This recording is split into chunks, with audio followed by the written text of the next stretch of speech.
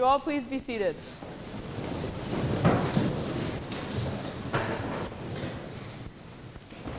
When I was younger, I used to always ask my mother questions.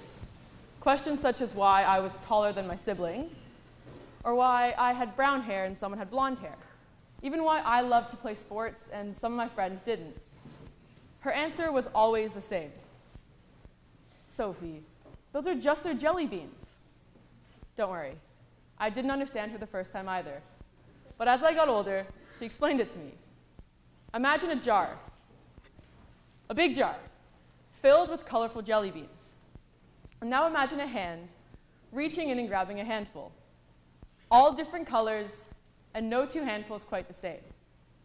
You see, each handful is a person, each jelly bean a trait.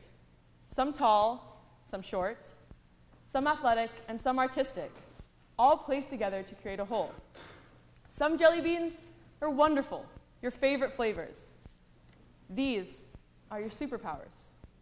But other jelly beans, not so wonderful. The ones you want to put back in the jar, but unfortunately you can't.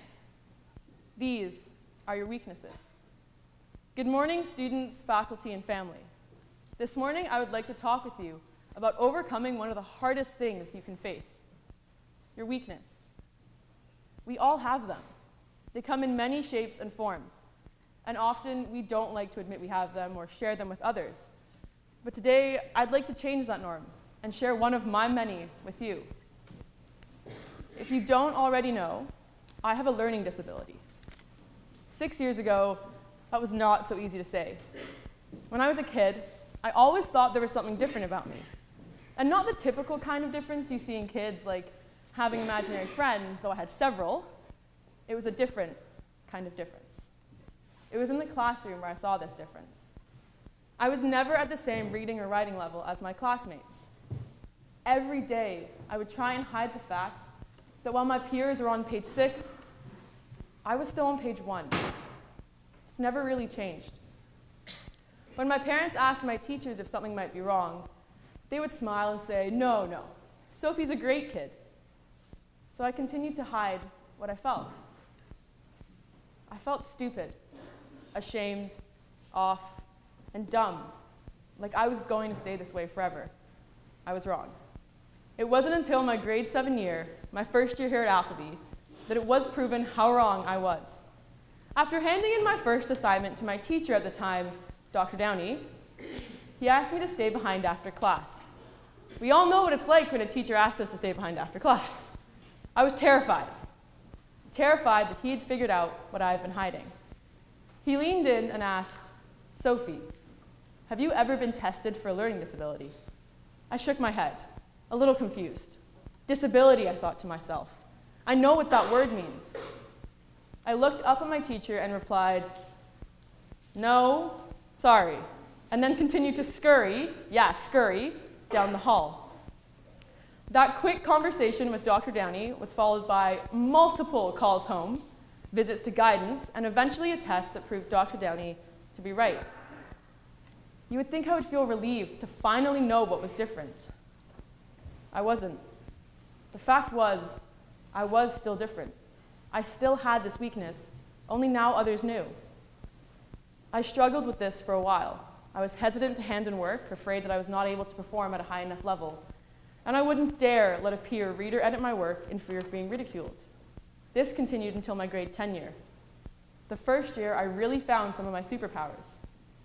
And then my weaknesses began to look more and more insignificant. So maybe, just maybe, if you pair a weakness with a strength, a yummy jelly bean with a not so yummy jelly bean, it wouldn't be so bad. In fact, you might actually like it, and I did. I realized the things I thought held me back didn't. They only fueled my ability to perform my superpowers. I don't know what I was so afraid of. No one ever made fun of me for my weakness. No one ever made fun of me for how I read.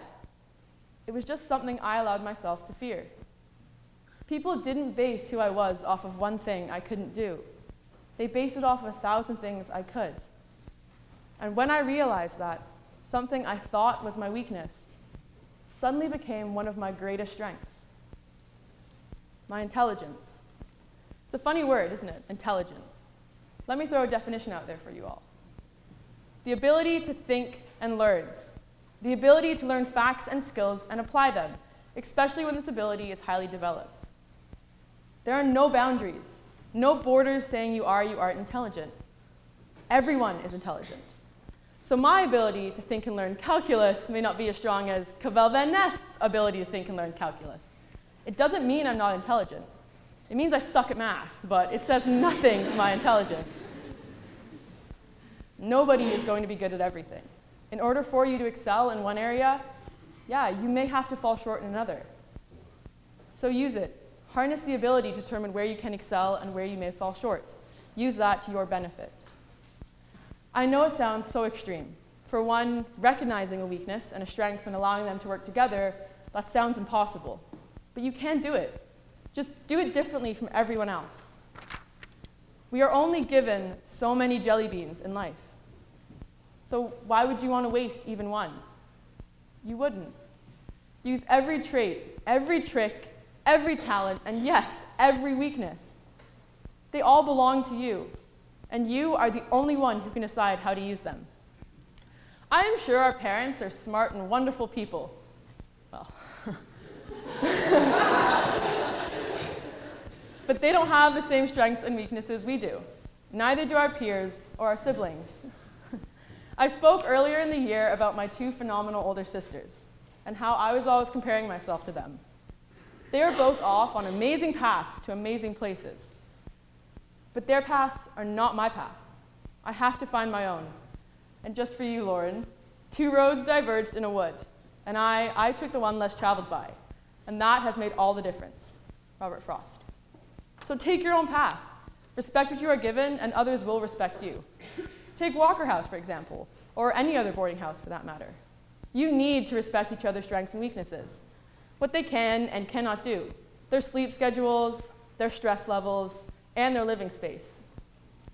Which would include returning from Temagami only to find that your housemates, in order to keep you warm, decided to insulate, i.e. cover, every inch of your room in tinfoil. Yeah, if that's not respect, I don't know what is. Once you allow yourself to respect what others can bring to the table, maybe tinfoil, then you can bring your gifts, and strengths will outweigh weaknesses. I'm going to share one last story with you all. One that may sound a little random, but I promise there is a method to my madness. You see, I have an uncanny talent for knocking over glasses at the dinner table. I'm not kidding, ask my family. Ever since I can remember, I have knocked over a glass of water or juice or wine off the table probably every night. It was always funny to see my parents' reactions. My father, whom if you know, you'll understand this perfectly, would drop his head into his hands and then shake his head and laugh. He would say, "Oh, Sophie," while on the other hand, my mother would place one hand on the glass, lifting it from the table, and the other on my back. She would whisper, "It's just water. Don't worry, it will dry." My parents have no idea how much these simple reactions taught me. My father's reaction taught me to always be comfortable laughing at my mistakes.